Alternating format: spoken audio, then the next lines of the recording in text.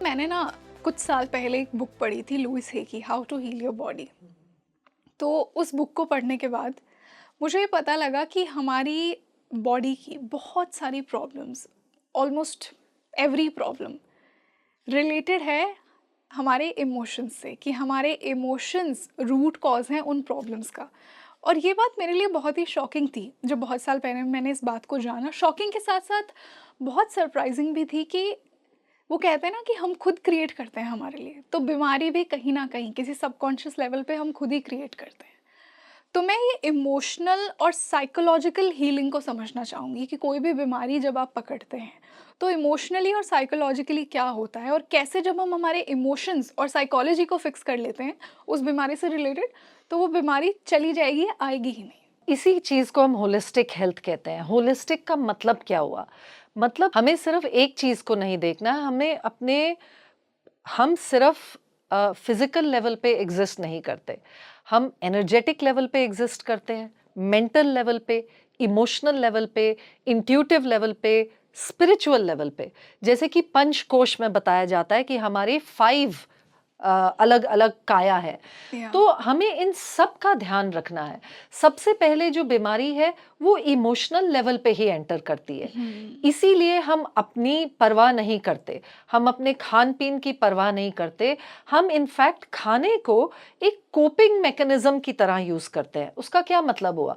जब हमें कुछ टेंशन होती है तो हम खराब खाने की तरफ जाते हैं, हम स्मोकिंग या ड्रिंकिंग की तरफ जाते हैं, क्योंकि हम उसको दबाना चाहते हैं, जो भी वो पेनफुल इमोशन है, क्योंकि उसको देख पाने में हमें हिचकिचाहट होती है। और ये स्वाभाविक भी है, क्योंकि कुछ भी अगर दर्दनाक है तो उसको फेस करने में नेचुरली हमें हिचकिचाहट होगी। या तो हम क्या है ना, अपने आप को डाइवर्ट कर देते हैं।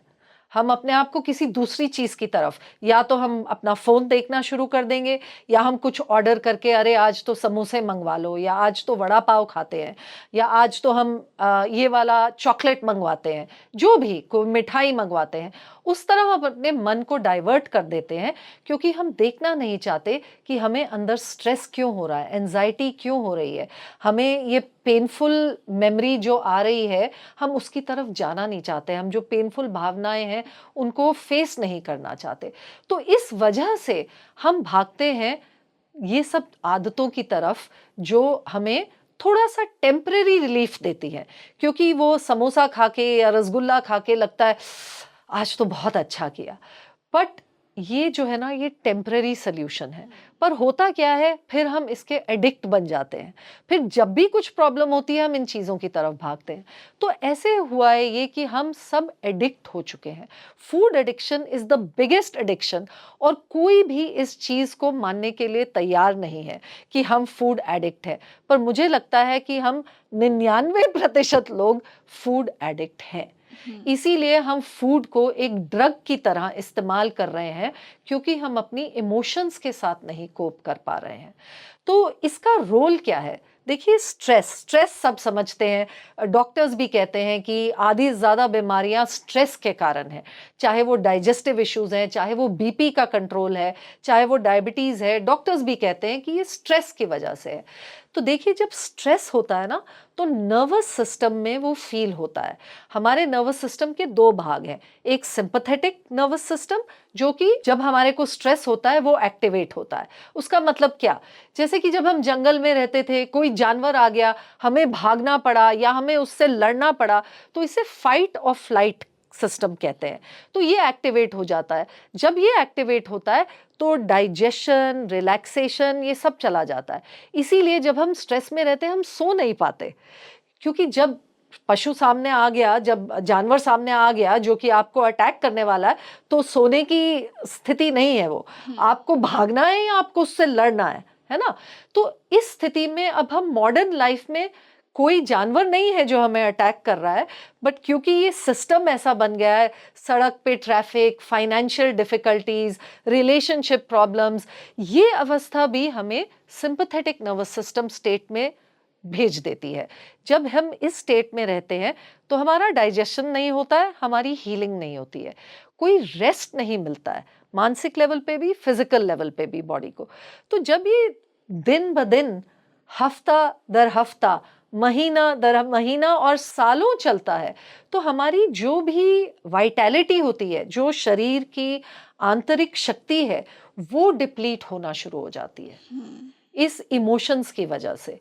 क्योंकि जो हमारा सिस्टम है, जैसे कि हम जंगल में गए और सामने जानवर आ गया, तो वो कुछ समय के लिए होता है, हम भागते हैं या लड़ते हैं और हम फिर एक सेफ जगह पे पहुंच जाते हैं, तो फिर से वो रिलैक्सेशन में जा सकता है।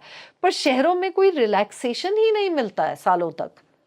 तो इस वजह से हमारा नर्वस सिस्टम सारा टाइम सिंपैथेटिक से लड़ लड़ के हार चुका है इस समय, और हमारी हीलिंग की शक्ति बिल्कुल कम हो चुकी है।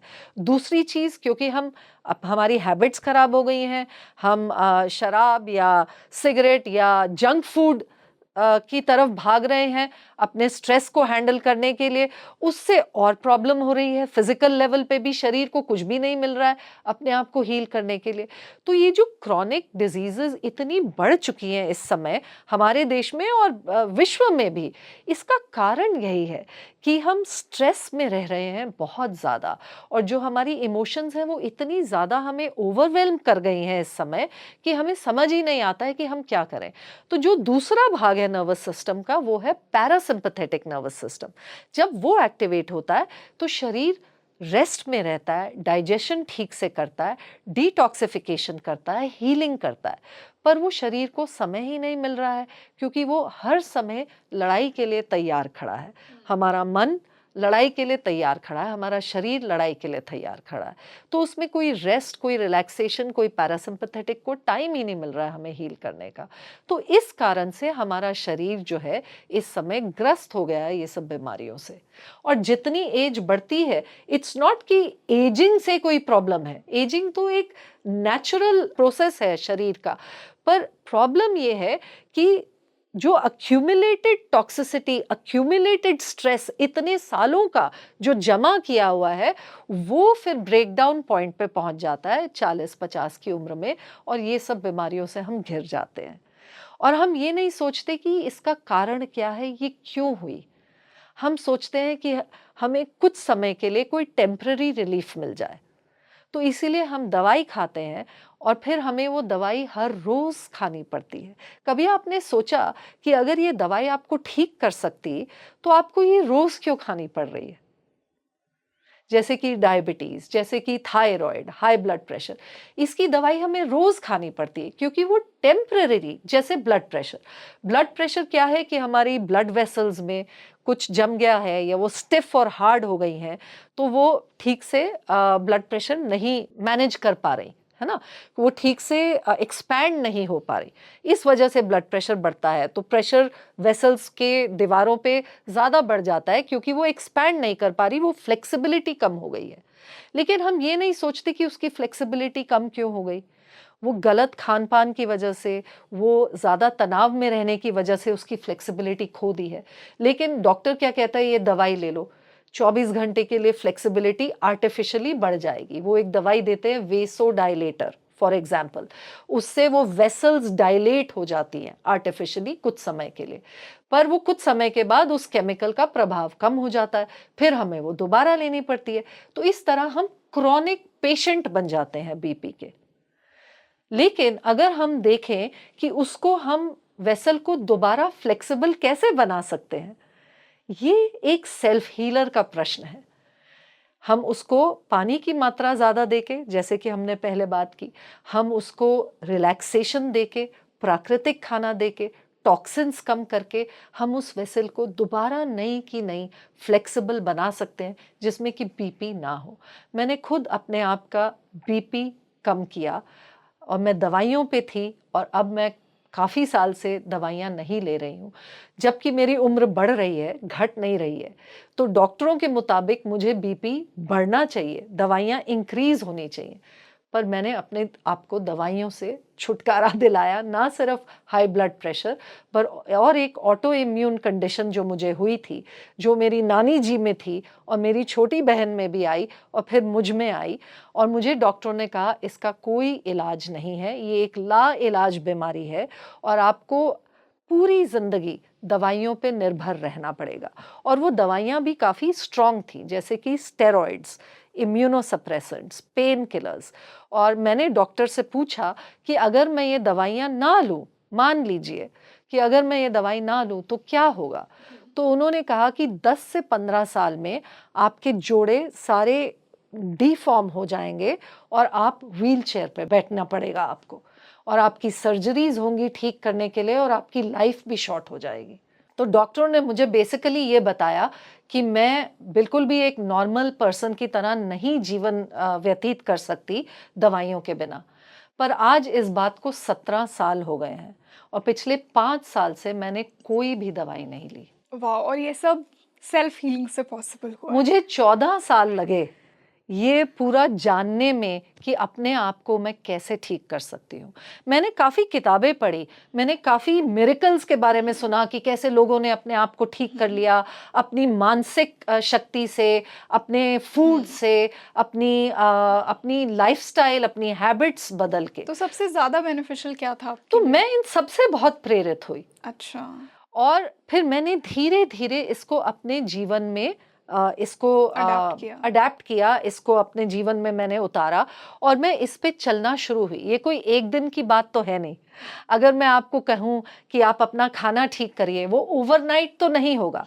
हमें उस पे चलना पड़ेगा क्योंकि क्रेविंग्स आएँगी, पुरानी आदतें आएँगी, पुरानी एडिक्शंस हमें आवाज़ लगाएँगी, पर धीरे-धीरे हमें अपने आप को चेंज करना पड़ेगा। तो मैंने जब अपने आप को अंदर से चेंज किया, अपनी थॉट्स को चेंज किया, अपनी इमोशंस को अपने आप से सहलाया, उनको समझा, उनकी केयर की, तब मुझे अपने आप से प्रेम भी होना शुरू हुआ, सेल्फ लव जिसे कहते हैं। जब मुझे अपने आप से प्रेम होना शुरू हुआ, तब मुझे अपनी कदर ज़्यादा महसूस हुई, अपने शरीर के प्रति, अपनी मानसिक स्थिति के प्रति, अपने लाइफ के प्रति, जो कि मैं ऐसे अंधाधुंध तरीके से चलती आ रही थी। ये सब मुझे जब समझ में आना शुरू हुआ, तो ये कोई एक चीज़ नहीं थी, ये इन सब का मिश्रण है। Everything put together, which is why we call it holistic health. ये सिर्फ खाना चेंज करने से नहीं है, ये सिर्फ अपनी थॉट्स चेंज करने से नहीं है, ये सिर्फ अपनी इमोशंस चेंज करने से नहीं है, ये सिर्फ स्पिरिचुअल पाथ पे चलने से नहीं है, ये सब उन सब का क्यूमुलेटिव इफेक्ट है। क्योंकि जब हमें बीमारी आती है, वो सिर्फ खाना खराब होने की वजह से नहीं है, वो आपकी मानसिक स्थिति भी है, वो आपके विचार भी हैं, वो आपका डिस्कनेक्ट अपने आप से और अध्यात्म से, उन सब के कारण से आती है। क्योंकि हमारा शरीर बहुत ही पावरफुल है, वो कोई एक चीज़ से ऐसे ढहने वाली चीज़ नहीं है। बहुत सारी चीज़ें गलत होती हैं, तब वो बीमारी उभर के आती है। इसी तरह जब हमने अपने आप को ठीक करना है, तो हमें ये सब चीज़ों को देखना है, क्योंकि इसी को होलिस्टिक हेल्थ कहते हैं, पूर्ण स्वास्थ्य।